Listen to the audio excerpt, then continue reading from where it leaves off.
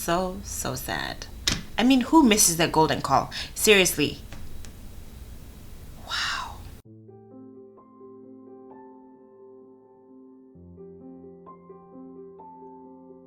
Hey everybody, and welcome back to my channel. Michelle is my name. Today I'm coming to you with a story time video, and this is the video that has been highly requested on my channel. Everyone wants to know how the recruitment process, well, not everyone, but a few people, quite a few people have asked me about the recruitment process into Emirates, and just basically to tell them how it works and how it is. So I'm just going to tell you guys my story. I'm just going to basically tell you as a story. I don't know if this is the same for everyone else, and this is not like the standard procedure, but this is just, you know, how mine went. Okay, so straight into the video. So what happened was I actually was first called to an Etihad interview. Okay, and that was, I don't know, I feel like it just came like all of a sudden.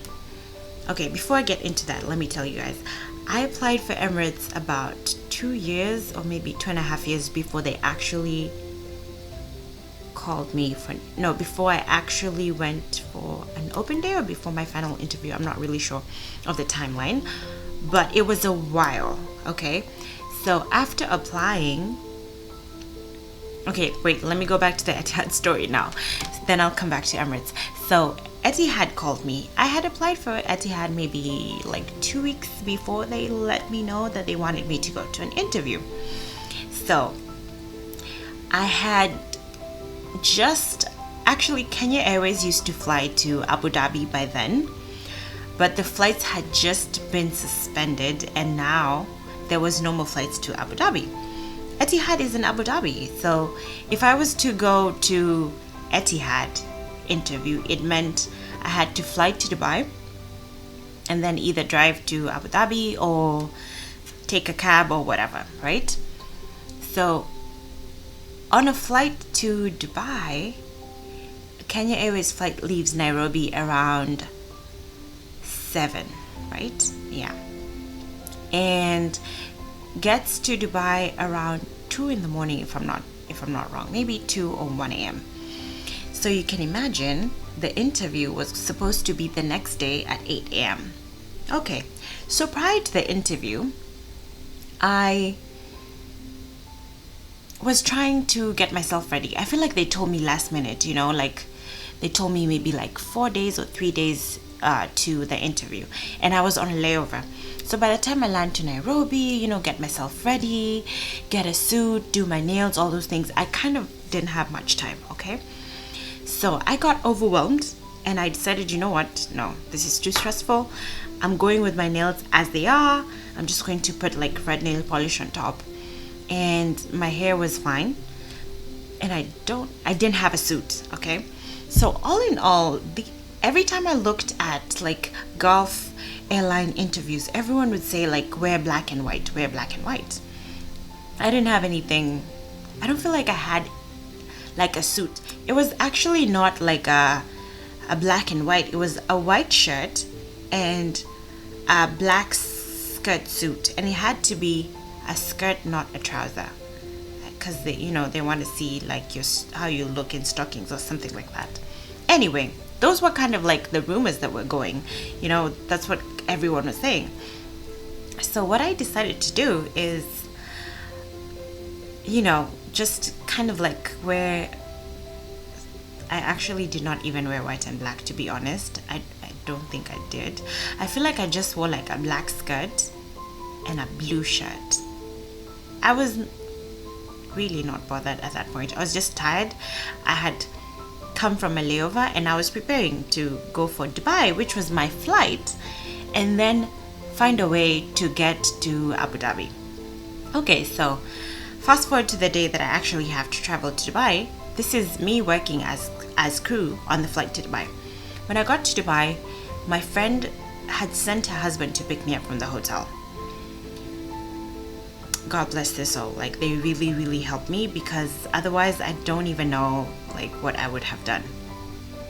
So I got to the hotel.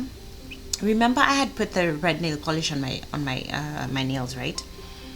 So on the flight, because the nail polish was just kawa nail polish, like it wasn't gel, it wasn't like acrylic, nothing, it chipped. All right, this is red nail polish. You can imagine when red nail polish chips, how it ends up looking. Sindio? Yeah, fine. So I've gotten to the hotel, and now my pal's husband is outside waiting to pick me up. I was so tired, first of all, because of course it's 2 in the morning. In Kenya, it's 1 a.m. You're supposed to be sleeping, regardless of whether you rested or not before the flight, you're tired. Okay, so he comes, he picks me up, and now we're driving to Abu Dhabi, which is about an hour away, maybe even like an hour and 15 minutes. So gracious, my friend's husband told me, you know what, just lala, and when we get home, you'll take a shower and you'll take a nap, because I think we got home maybe 2 a.m. I'm not really sure. Wait, let me switch off the AC because it's about to make a lot of noise. Okay. No, I don't know where I was. I hope I was here. This position is good, I hope. So anyway, I hope now since the AC is quiet, you guys can hear me nicely. So anyway, so we drove out and got to their house around, I feel like it was like 4 a.m. because I took a shower in the hotel before I left. So it took a while, since you land and passengers disembark and then you get to the hotel, all that good stuff. So when we got to Abu Dhabi, I feel like it was 4 a.m. or 5 a.m. I have 3 hours before my interview. Remember, I have to do my makeup still, just get ready basically. So that's like an hour and a half gone. So now I have an hour and a half. So I napped on the seat for about an hour, and I woke up and my eyes were so red. This is me preparing to go for a cabin crew interview. My eyes were so red. Okay, fine. So I got ready, dressed up, did my makeup. My nails still chipped. Decided, you know what? If this is my interview, this is my interview. Like, if this is my job, this is my job. I'll get it, right? So I'm just going. Like, I'm not going to be bothered by all the details. So help me God, just go ahead of me. So I went. I got to the interview, and the first stop is they check how you look, so how you're dressed. They check your height, and there's something else. I think they checked your weight. I'm not really sure. And then there was this lady standing at the end of all of those checks saying, show me your nails. Take off your shoes. First of all, she said, take off your shoes, and she was looking at your toes. So I think your toenails.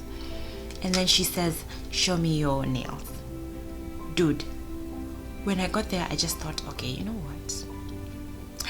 This job is probably not mine at this point. However, if God says something is for you, it's for you. So I'm just going to go there, show my nails, whatever, they'll decide. But, in my heart, I knew that God had already decided this. This was my job. So I wasn't really terrified. I was like, it's fine.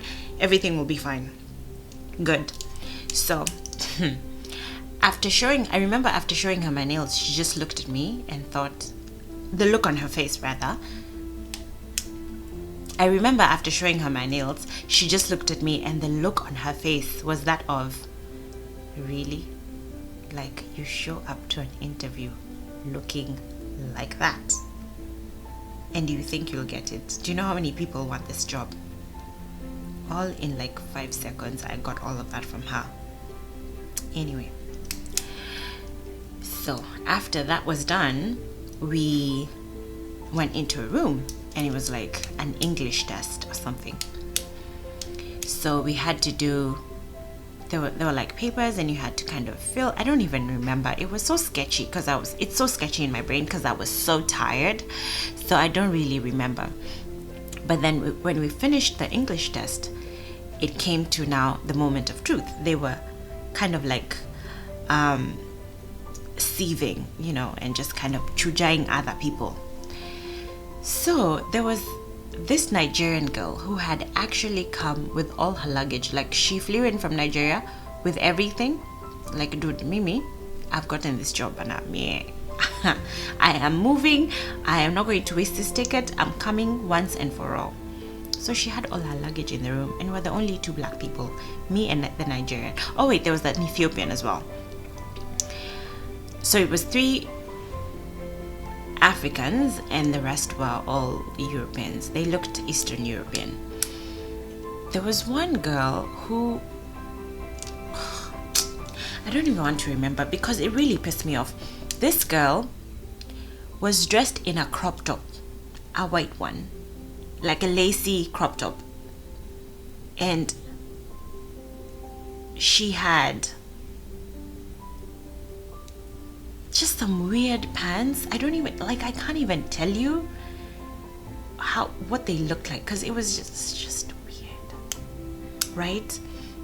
So they said to us, okay, the names that we call, step outside and we'll just kind of brief you on the next step or whatever. Okay, so who is called? Michelle, the Nigerian lady, the Ethiopian lady, and one white girl. And we're told to step outside. This whole time, remember, we had the stage where they check your height, and then we had the stage where they check your weight. So a few people had kind of been chujwad along the way. So we were about 10 left, maybe 9. And now 4 of us were out, so only 5 people were left. So we go outside and this lady says to us, oh, thank you guys so much for coming, la la la. You didn't get it, I'm sorry, try next time.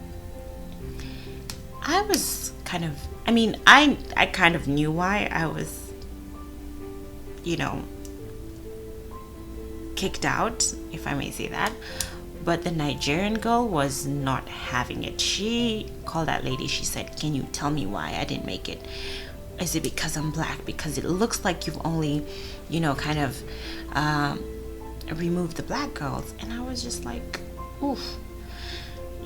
First of all, even if it was the case, which I don't think it was, but even if it was, you don't have any right to stand there and say, well, why didn't you pick me?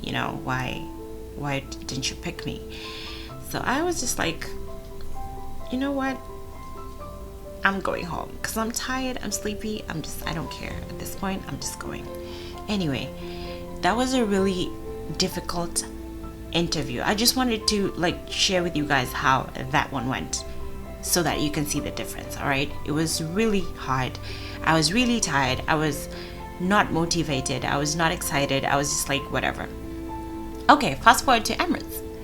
Remember I told you guys I had applied about 2.5 years before.